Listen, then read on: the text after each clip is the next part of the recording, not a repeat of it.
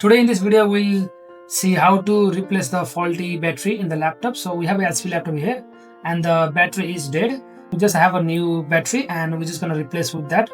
So in this video you will learn how to replace the battery. So first open the back lid of the laptop. For that untighten all the screws one by one.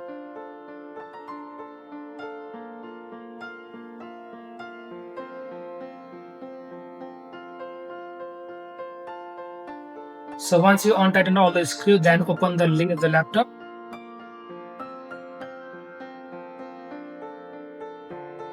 Now here we have a battery over here and that's a faulty battery. So we're just going to replace that one. So for that, take out the battery main power one. Then unlock the battery from the down. Then you can take out the battery. And that's a faulty battery, so we'll replace with the new one. So here we have a new one from the box out, and we're just gonna put that battery onto the laptop again.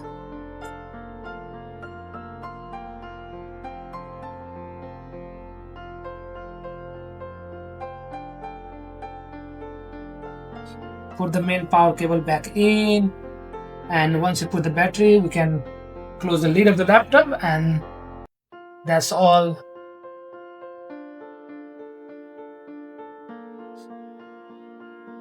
Now tight all the screws back so that your laptop can be secured.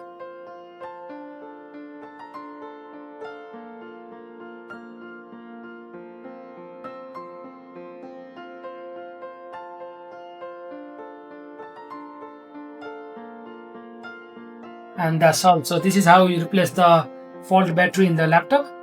I hope you know now how to change the battery. Thank you for watching the video. I'll see you in another video.